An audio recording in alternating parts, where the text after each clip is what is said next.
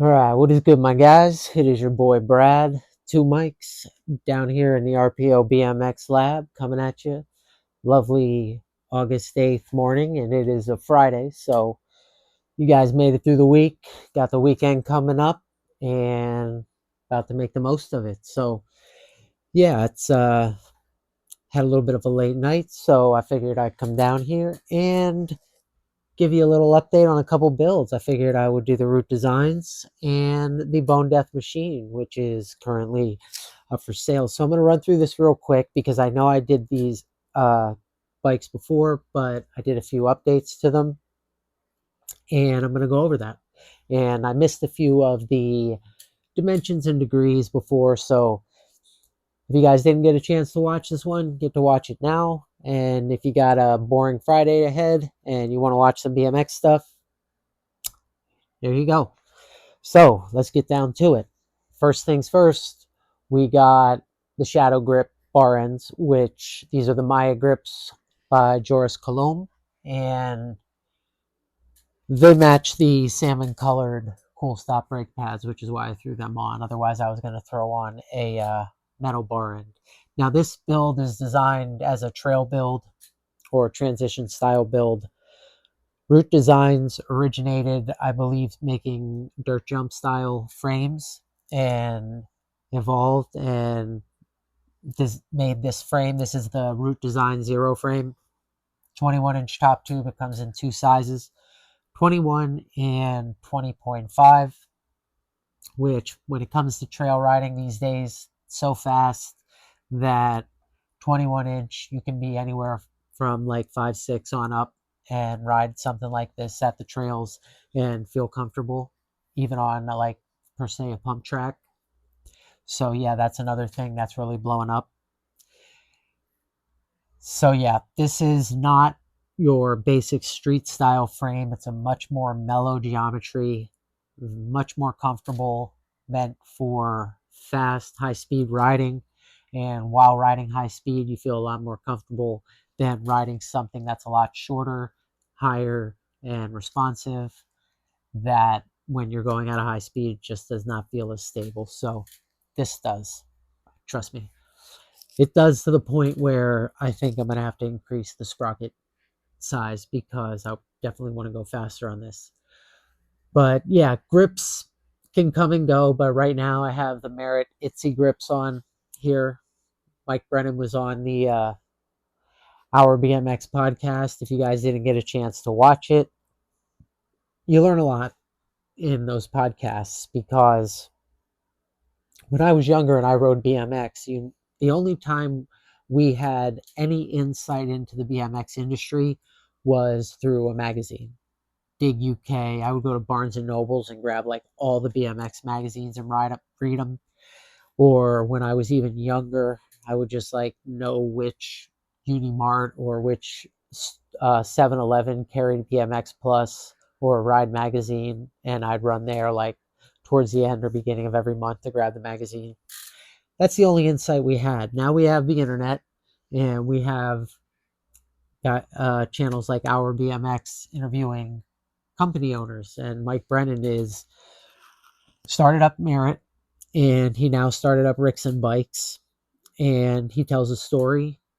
And I was wondering when Rickson started, why like now, like BMX is in such a difficult position right now that like I really was impressed with Mike's outlook on BMX and going from Animal to Merit, and kind of I almost want to tell younger riders not to even watch that kind of stuff because it almost ruins your perspective that BMX is this awesome industry and it's just so much bigger than it really is, when in fact it's very small.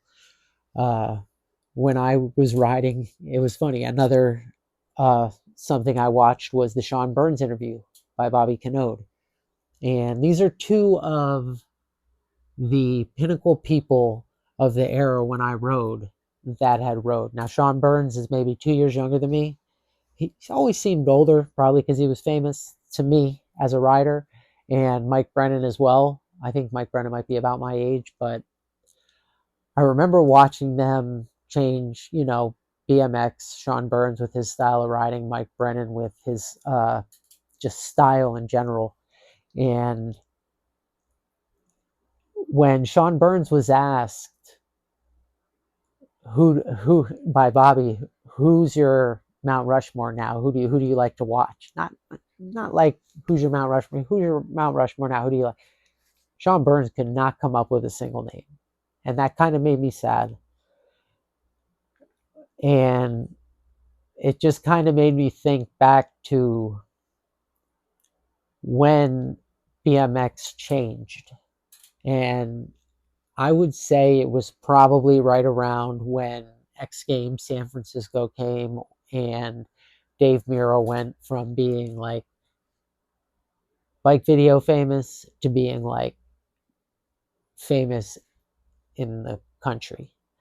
Before that, the era I rode, I would consider, which was kind of like old school, would be like the Hoffman Bikes era. And the reason I call it the Hoffman Bikes era is because Matt Hoffman would hold a set of competitions each year. And then at the end of the year, they would all go to like the same place. I forget what the park was. And they would just have this crazy competition. And then they would have the Hoffman Series champion, second place, whatever.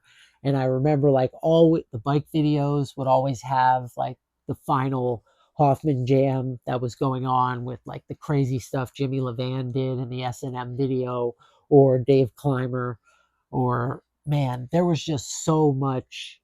It was just such a different atmosphere in BMX at that time. And I'll be honest with you, if you weren't a part of it, it did not appear to be that welcoming because everyone was getting hurt. They were just killing themselves. I mean, like there were no foam pits, there was no what are those things that you land on, big bouncy, the big pillow, whatever. But like it seemed like it hurt, to be honest. Like BMX was for the guys that were out smoking cigarettes behind the high school, and I'm not gonna lie, they just weren't all that welcoming. Like when Sean Burns was asked, like, what do you remember about it? Who was your favorite rider back then? He was just like, I don't know, man. We all just rode together. Like, I got sponsored, but I got a free bike. It wasn't like he was getting paid. Guys were happy to get a bike to be able to represent for free. And BMXers didn't buy clothes or didn't buy, I want to say, like the swag. They didn't buy anything out of stores. Like, they bought it out of basements. They made it out of screen printing graphic arts classes from their high school, and that's where they made and sold the ECD t-shirts. Like, that was what was considered cool back then. If you were wearing mainstream stuff, it wasn't. Skateboarding was almost considered mainstream. If you were to go to the skate shop when I was growing up and buy a Stussy hat, I remember saving up allowances for like weeks of cutting grass to buy a like $35 Stussy hat. So you see that skater kid wearing a Stussy and Billabong or whatever clothes that they're wearing when I was younger. They weren't really like a skater. They were someone who had money and could afford skate clothes because they were expensive. And there was no BMX clothes. There were a few here and there. And I remember I would scoop them up from Action Wheels as fast as I could. Some Hoffman bikes, some to be home cooked, or some UGP underground product stuff if you could find it. And S&M always had a few shirts out too. I had some of those. Man, I wish I had my t-shirts, but I'm getting a little nostalgic here. Yesterday was my birthday and I'm getting old, so I'm just remembering back as to how much BMX has changed. And now to even shop at a shop like this, like where I couldn't continue to have a BMX only shop, pay rent, and keep a storefront.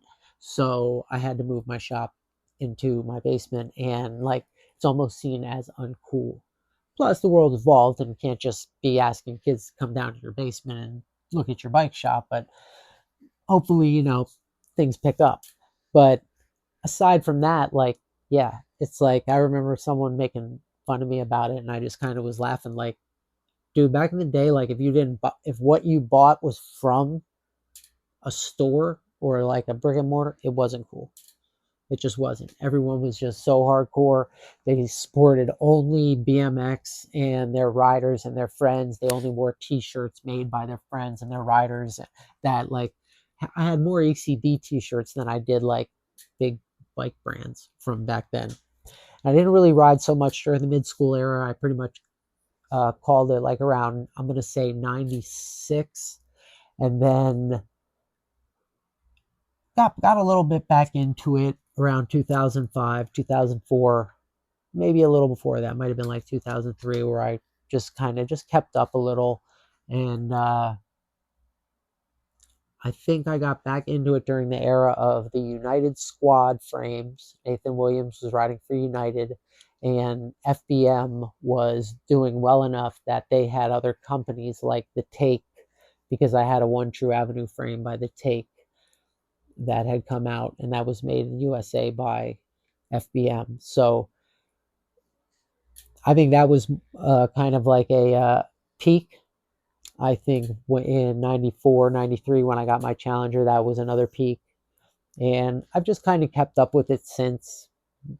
Got Ride Magazine all the way until my subscription and the whole magazine ran out. And I was like, where's my subscription? And they're like, we don't have a magazine. So yeah, that kind of sucked, but been following it that whole time, and the evolution has, it's been pretty cool. I think someone asked me the other day, what happened to BMX? The bikes used to be so cool. And I had a picture of this bike up. He's like, what's up? It's boring. I'm like, this is one of the fanciest bikes that's out right now, dude. And if you, and I'm going to do some more of the mid and old school builds, but you saw that, the Diamondback that I did, the old school build, that thing had bells and whistles out of its ears. So getting back to this, we'll do the bone death in the next video. I'm sorry, this one's going to be a little bit long, but yeah, we're going to go over this one. And as I said, this is kind of a little bit of a throwback style geometry to the frames, but really nice, really nicely done. So 74-degree head tube, very mellow head tube. 71-degree seat tube, that's your average seat tube angle. And I think Circuit BMX has a graph up where, not a graph, sorry, they have a picture of the frame and then they have all the geometry written, but it's a little bit off. So I'm going to correct that. The head tube is a little over 5 inches tall, because this bike's from the UK, so they do everything in millimeters. The seat tube, it says is, man, it says a tall number. What did it say for the seat tube? It said something. The head tube was 130 millimeters. The seat tube was like 166 millimeters. I think 166 millimeters came out to like 10 inches or something. And this is the standover that we know of in America, I believe. It's about 9.7 inches. So it is a tall standover. And it is a low bottom bracket as well. It's 11.5, which compared to the Stranger frames, which also have the tall standover, but they have that taller bottom bracket, that 11.8 inch bottom bracket, which raises the frame up a lot. Moving on, the Voltus featherweight bars. Didn't need to get the straight gauge. Won't be riding straight with these. These are 9-inch rides. These are a little tall actually with this frame for trails. I would probably run the original ones I had on, the Bicycle Union ones that were 8.7-inch rise. However, this may be a little more comfortable. I think it looks a little cooler with the chrome and the teardrop handlebars. So I do like this. These have, unfortunately, they only have a 10-degree back sweep, which you definitely want something like 11 or 12 degree, probably if you're my height, riding a 21-inch, and I'm 5'9". But if you're taller, you might like the 10-degree back sweep. Shorter riders might want more of a back sweep, so those bars are a little closer to you. The upsweep is 3 degrees. So depending on what you prefer with your wrists, 3 degrees is a little bit higher. The lower the degrees, the flatter it is. So 3 degrees would be about here. And I prefer that. Had the wrist surgery. You might not, but you have to figure that out eventually. These are very little minor things that you'll notice after years and years of riding that just pay attention to. You know it, you just probably might not be able to say it, what's comfortable, because it's just technical jargon.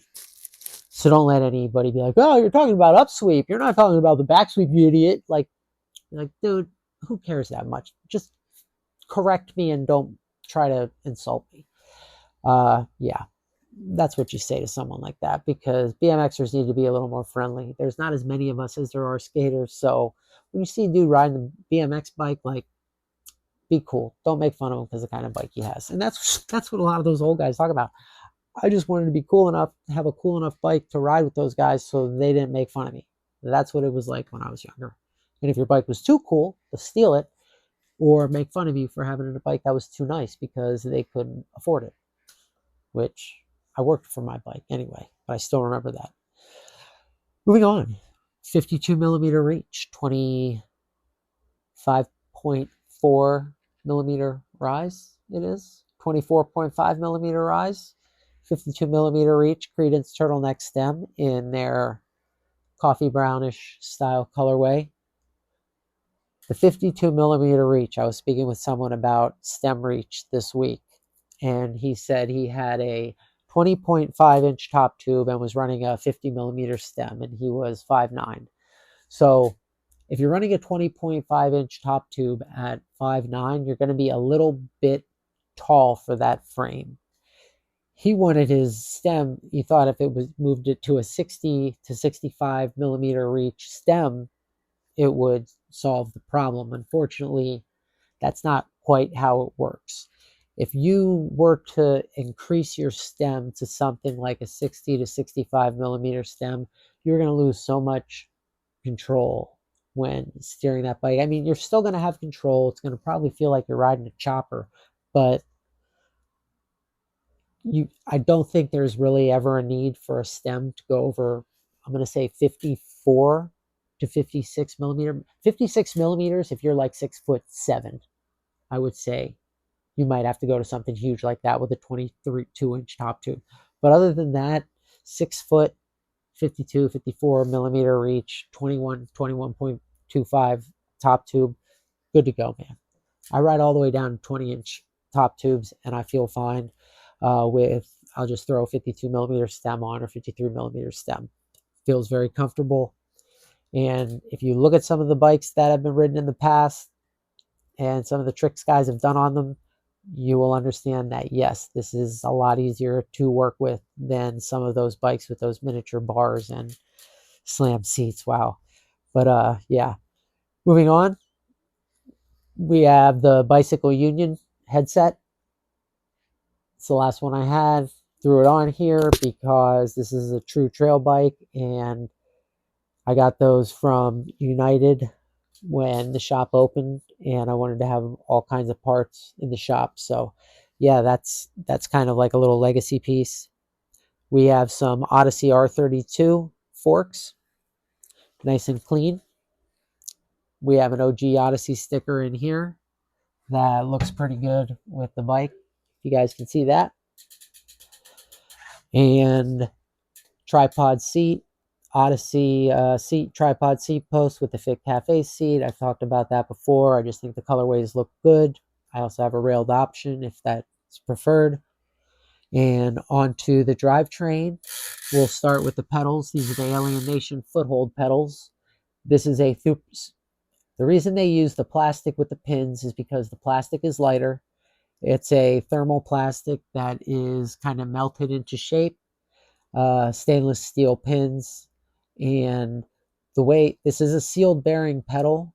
It has an actually very small sealed bearings here, and it has what is called I believe is it an LSL, or it's a bushing they use on the outside. They don't use bearings on the outside. They use like a self lubricating bushing that goes here, works well with the pedal, allows it to be super lightweight, spin extremely smoothly, and hook to your foot like Velcro. I will say that it hooks to your foot like Velcro. Who cares if the pin is in the middle? your foot is not coming off this. And if you are, it is, you should have shin guards on. 170 millimeter total hangover V2 cranks. Just some of the cleanest, lightest, smoothest looking chrome cranks that I've seen. They are very light, mainly because they have this 7075 T6 aluminum bolt here versus the stainless steel bolt. And just a really nice crank arm, 22 millimeter hollow spindle. Does have the double bosses, which also I think add weight, and the nano drive. And I'd like to have a spline drive, but for now we're running this total rotary sprocket, which is a pretty cool looking sprocket, along with the Azumi chain on it, full length. Now, what's really cool about these brakes, they are the Bicycle Union brakes, and this bike kind of demonstrates what is special about them is that they are able to have this really low profile because these arms are cold forged, and then they're machined after they're cold forged into their shape. And then they give a pretty durable spring and set up here with the posts that are welded on, the brake mounts. They are not the kind that can actually wiggle a little bit if they are not permanently welded on there. Running the salmon color brake pads, all-weather brake pad by Cool Stop, probably the softest brake pad Cool Stop offers. So you can get your rims lasting as long as possible, especially if they're color like this. I had these rims actually powder coated. These are the Cinema ZX rims. They are a pinned rim, but being that this is a trail frame, it's not going to be ridden on things that don't have a landing. Everything's pretty much going to have a landing, so you're not going to be blowing out wheels as crazy. Keep the spokes tight. You have a good set of double wall rims to last you for a while, and that's what these are. Not too wide, not too narrow, not too expensive, very affordable. And the hub set is as well. This is the Primo Balance left-hand drive cassette hub.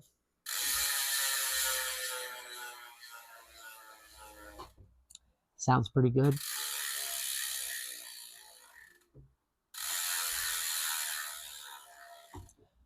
Got some mainline tires on here by S&M. These are the 2.10. 2.4s are just a little too big for me. Maybe a 2.4 on the front, but even on the front, when I had one on, that thing was huge. These are pretty big tires just as they are. That's why they had to move them to 2.20s. Let's see what else. Primo N4FL front hub with the alloy hub guard cone nut style, and some aluminum washers. This, I believe, yeah, these are aluminum washers in the back with the aluminum bolt, aluminum front female hubs with aluminum washers as well. And that's going to be it for this guy. The other thing I did want to talk about, we have a Tech 7.7 brake lever on here, which is the ultimate brake lever by Diacomp. These brakes work great. 2 brake cable run-throughs and a Versus Me brake cable adjuster that I have here on this side of the seat tube. And then over here where basically the Fly Nano cable goes, I found one that was small enough to use until I can get a Fly Nano cable. So hope you guys enjoyed this one. I know it was a bit of a repeat of some things, but I hope I filled in some of the blanks for any of the questions you may have had about this build prior and what it looks like now. And I'll make sure I grab the Bone Death, because the Bone Death has some changes to it as well and is looking pretty good. And I think these are going to be the final builds for these. Not going to touch them again. Hopefully someone will pick them up sometime in the near future when they put the pump track in down the street that they're working on. So all right, guys, hope you enjoyed this one. I hope you guys have a fantastic weekend and a great Friday. Today goes by like that for you. And you guys can hop on your bikes and enjoy the rest of this beautiful summer on 2 wheels, man. Peace. Oh, the up close. I'll make sure all right, let's get you guys up close in this thing because it's too nice to miss. All right, so we are starting with the front. Here we have the Voltus bars. That's the teardrop style crossbar. You see it kind of goes to a point at the bottom. Here's the new Tech 7.7 brake lever. Beautiful.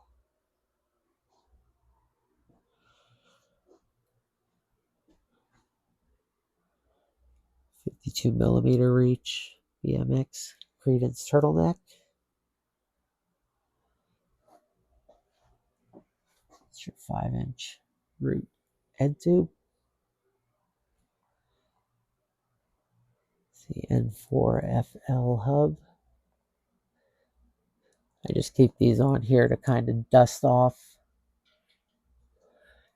It's kind of a self duster for the hubs. Here's your Hangover 2 BMX cranks. They fixed any issues they had with the H1. These are somewhat new. Very nice, very ankle friendly. Beautiful chrome. Here's your foothold pedals by Alien Nation.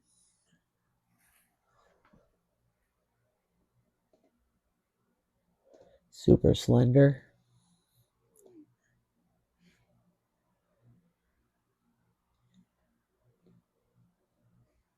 Rotary sprocket. Salmon brake pads. Bicycle Union claw brakes with the through cable. Show you they have some nice springs. And over here is the Versus Me brake adjuster.